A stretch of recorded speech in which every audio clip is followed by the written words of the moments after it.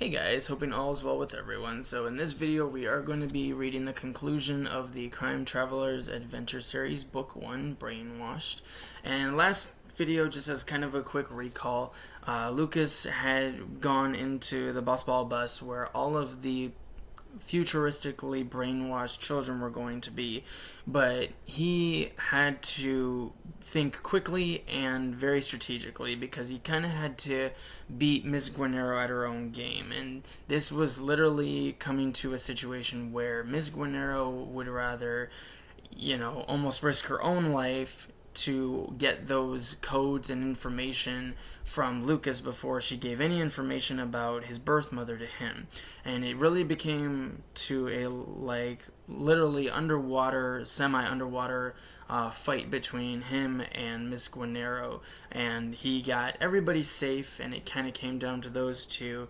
And Lucas just kind of met Miss Guenerro at her own game and was like, if you don't tell me where my mother is, I'm literally going to take your scuba gear, which is what she had, and that would have put her own life at risk. So he kind of really put the ball in Miss Guenerro's court, so to speak. So that's kind of where we're going to be starting today, and he was able to get free and find out that his mother, from Miss Guenerro's information, his birth mother is somewhere in Argentina.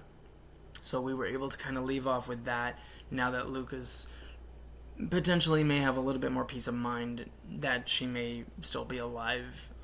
But we'll go ahead and jump into Chapter 39, and I hope you guys enjoy the read today. Chapter 39, Good Things Happen to Bad People.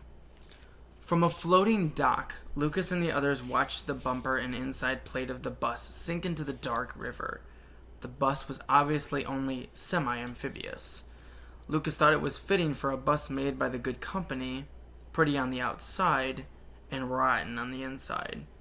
At the same time, two police boats raced to the scene from upriver. Divers plunged into the river and stayed underwater for what seemed like a very long time. Lucas thought that maybe he had been too slow and that Miss Guenerro had drowned. He didn't want to kill anybody, not even SCUBA Guenerro. He wondered if not helping her get out was a crime. A few seconds later, another boat similar to the police boats buzzed to the opposite bank. The boat stopped, and the officers on that boat shone giant beams of light down into the water. After a few passes of the light, Miss Guenerro's head rose above the surface. She lifted the scuba mask, and one of the officers removed a small air tank from her back. The officers then pulled Miss Guenerro into the police boat. Lucas and the others then saw the peach fuzz mustaches on the police officers. The boy at the hostel had been right. The good company had many pirate boats in Paris. They looked just like police boats. While the real police officers circled the sunken bus, Miss Guenerro and her personal police boys sped away and into the night.